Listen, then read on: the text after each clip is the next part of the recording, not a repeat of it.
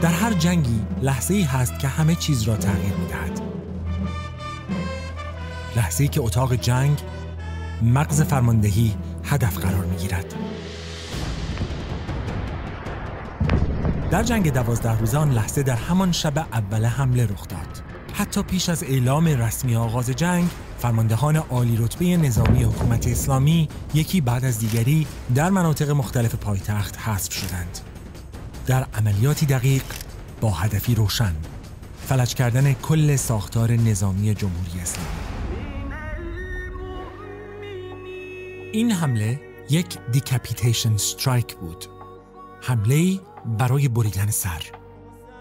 در هر ساختار نظامی، ستاد فرماندهی عالی فقط قلب تپنده نیست، مغز تصمیم گیر است. حذف این مغز یعنی فروپاشی زنجیره فرماندهی، هماهنگی، واکنش و تصمیم. فرماندهی عالی پل ارتباط ارتش با دولت، منبع صدور فرمان و حلقه مدیریت بحران است. و وقتی این حلقه در ساعت صفر جنگ حذف شود، معنایش ساده است. شبکه عصبی نیروهای مسلح قطع می شود. نیروها سردرگم، فرماندهی مختل، واکنش‌ها کند یا ناممکن و زنجیره نظم در میدان نبرد فرو می پاشد. این همان اتفاقی بود که در شب نخست جنگ 12 روزه رخ داد. لابد میگویید این سرداران که اروین رومل نبودند، یا سونتزو یا ژنرال جولین تامسون که نبودند. بله، حق با شماست. اکثرشان نه دانشی از دکترین‌های مدرن نظامی داشتند، نه شناختی از جنگ‌های نسل پنجم، نه تسلطی بر تکنولوژی نبرد. اغلبشان غرق در توهمات آخر زمانی، اسیر روایت‌های ماورایی و مشغول دعا و رجز و ستاد فرهنگی بودند.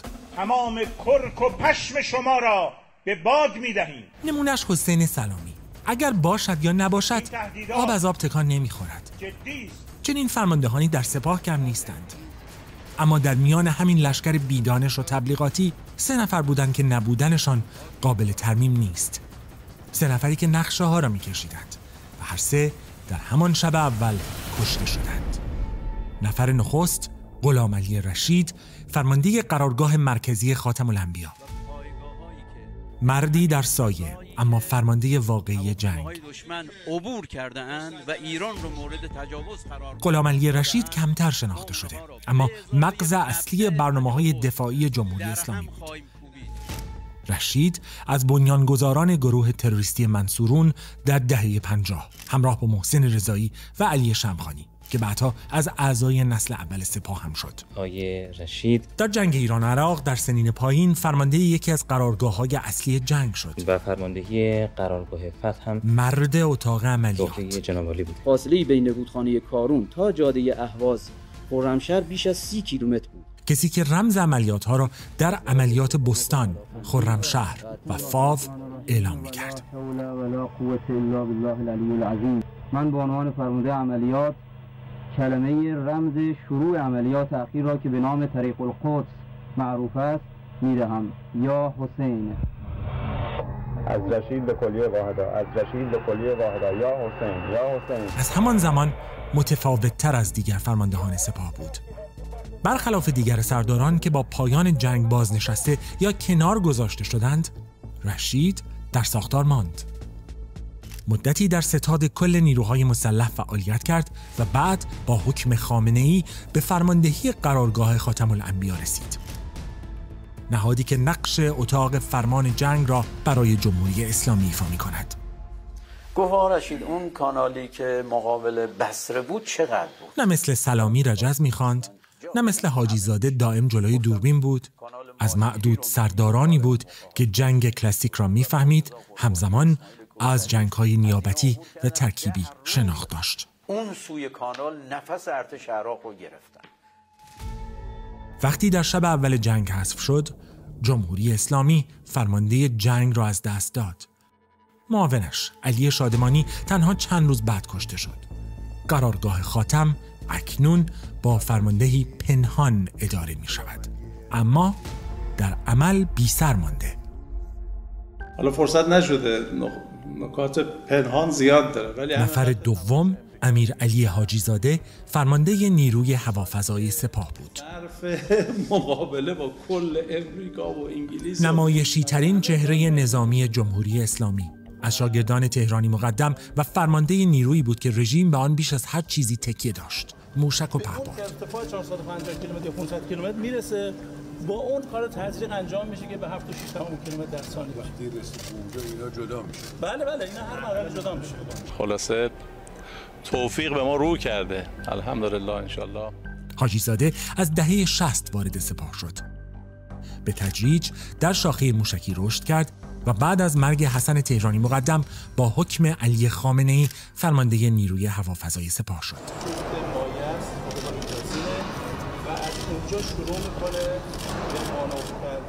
با او پروژه‌های موشکی همچون سجیل، فجر، خرمشهر و فتاح گسترش یافتند.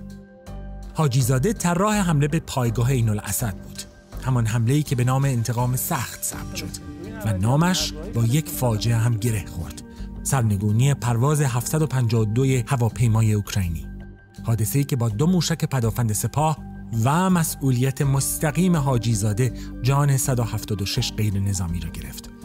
و اگر تو گام بعدی اونا جواب میدادن دیگه ما شرایطمون عوض. با این حال نه محاکمه شد نه برکنار. در درون سپاه از حاجی زاده به عنوان جانشین بالقوه سلامی یاد می‌کردند.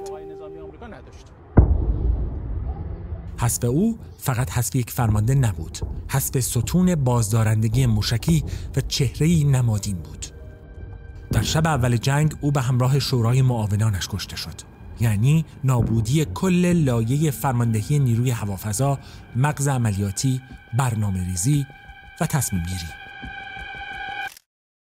حذف حاجی زاده ضربه‌ای مهلک برای رژیم بود، ضربه‌ای که می‌تواند اثراتش را در آینده دکترین دفاعی جمهوری اسلامی نشان دهد. جایگزینش یک سردار رد چندم و چهره‌ای کم اثر در معادلات نظامی بود. بخش زیادی از واحدهای نیروهای مسلح. نفر سوم سرلشکر محمد باقری رئیس ستاد کل نیروهای مسلح بود. مورد بازدید و ارزیابی میدانی بنده و همراهانم قرار ساکت‌ترین اما مؤثرترین فرد در ساختار نظامی جمهوری اسلامی. محمد باقری از اطلاعات قرارگاه. محمد باقری برادر حسن باقری فرمانده اطلاعات عملیات در جنگ 8 ساله بود، اما خودش مرد خط مقدم نبود. در سال 1395 با حکم خامنه‌ای رئیس ستاد کل نیروهای مسلح شد، یعنی فرمانده همه فرماندهان سپاه، ارتش، بسیج و ناجا. به دست پرتوان رزمندگان اسلام سپاه. او طراح دکترین‌ها، معمار هماهنگی نیروها و صاحب نفوذ در شورای امنیت ملی، مجلس، وزارت دفاع و همه نهادهای راهبردی حکومت بود. الحمدلله برگ زرینی شد بر.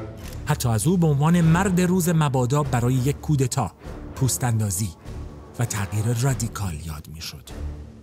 امروز تونستم از مجموعه عظیم و باستانی تخت جمشید بازدید بکنم. همین تصویر او که چند ماه قبل به تخت جمشید رفته بود به گمان زنی‌ها درباره نقش او در آینده رژیم دامد زد.